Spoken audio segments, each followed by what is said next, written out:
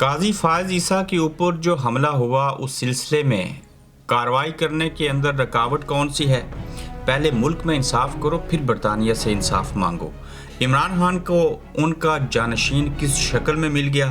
PIA लेने से साफ इनकार। आसिफ अली जरदारी साहब मुश्किल में, शेर अफजल मरवत साहब डर गए। आज के गोरखधंधा में इस पर बात करेंगे।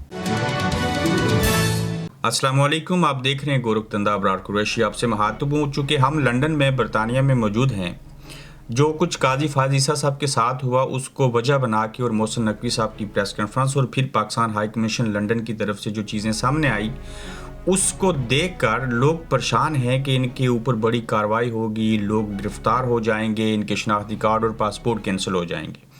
सबसे पहले सवाल का जवाब तो आपको मैं ये देना चाह रहा हूँ कि जिस मुल्क के 95% अवाम उस मुल्क को छोड़ के बैरूनी दुनिया में जाना चाहते हैं, उसी मुल्क के ओवरसीज़ पाकिस्तानियों के शनाख्ती कार्ड और पासपोर्ट अगर आप कैंसिल भी कर देंगे तो कौन सी क़यामत आ जाएगी? उन्होंने तो वैसे भी मुल्क में नहीं जाना, अगर करेंगे भी तो बाद में बहाल हो जाएंगे। और दूसरी जानिब अगर इन लोगों के हवाले से जिन्होंने मुक्के मारे गाड़ी के ऊपर, जो कि गलत किया, अखलाकी तौर पे भी गलत किया, एहतजाज बैनर उठा के हो सकता है, एहतजाज आवाज़ें लगा के हो सकता है, लेकिन महज़्ज़ब आवाज़ें।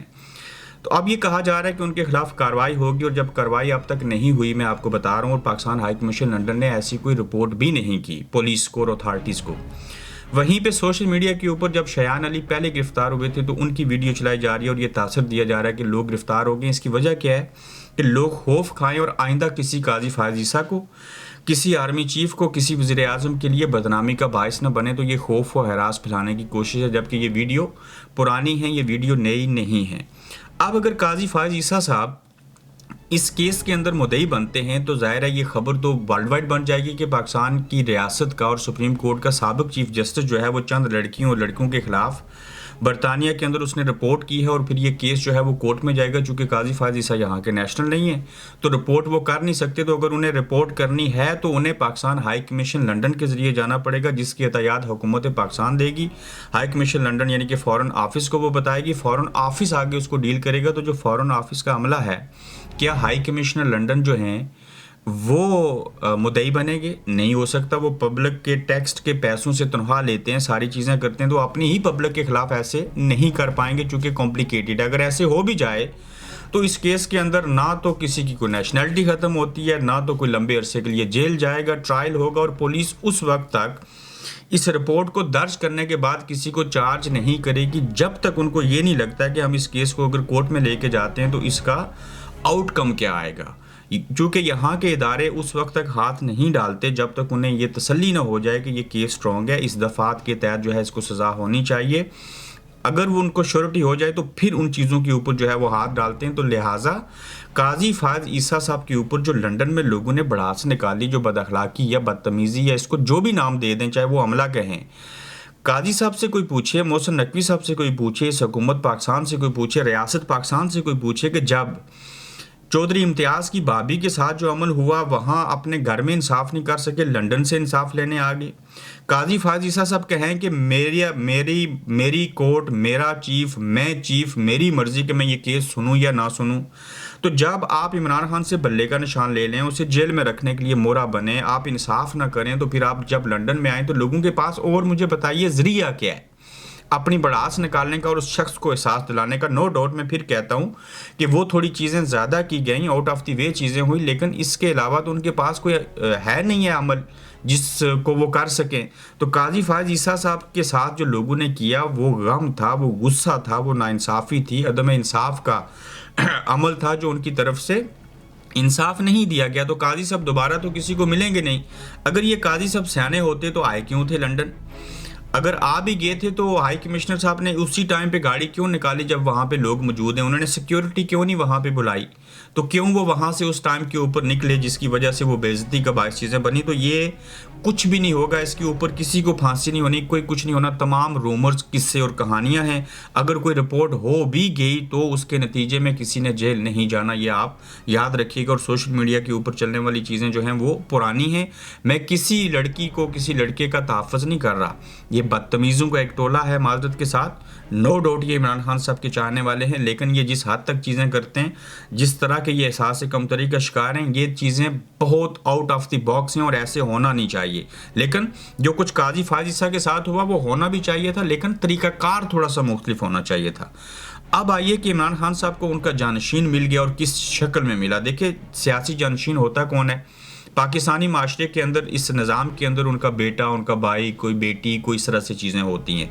जैसे मियाँ नवाज शरीफ साहब को देख लें, उनके भाई उनके जानशीन हैं, उनकी बेटी वज़ीर आला उनकी जानशीन है, उनके बेटे हो सकते हैं। जरदारी साहब का बेटा, पहले बीबी शहीद थी, फिर उसके उनके वालिद जुल्फ़िकार अली भुट्टो साहब थे।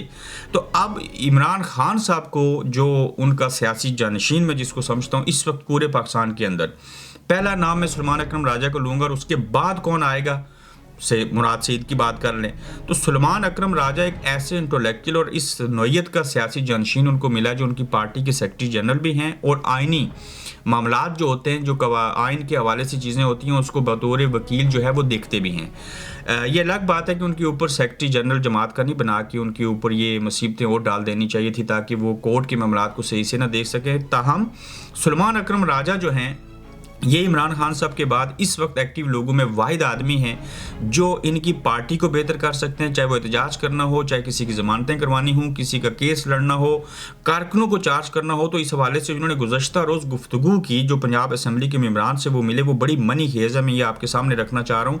सुलेमान अकरम राजा ने जो बातचीत की उसमें कहते हैं कि हम बहुत जल्द मुल्क गिर एहतजाज का ऐलान करेंगे और इस मुल्क को मज़ीद तारीकियों में नहीं डूबने देंगे।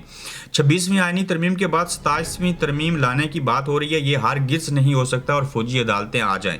रात जितनी भी तारीख हो उसके बाद शहर ने आना ही आना है और हमारा लीडर शेर की तरह डटा है, उसका हुक्म है आप सब भी डट जाओ, हम आवाम के लिए डटे रहेंगे, हम एक बार पूरे एहतजाज करेंगे। ये कौमी एहतजाज होगा जो कोई भी रुख इख्तियार कर सकता है। बुशरा बेगम और अलीमा खान के सवाल के ऊपर उन्होंने कहा कि किसी सियासी सरगर्मी का वो हिस्सा नहीं होंगी, वो घरेलू खवातीन है, किसी और को जुर्रत नहीं है सुलेमान अकरम राजा के अलावा कि ये बात कह सकें।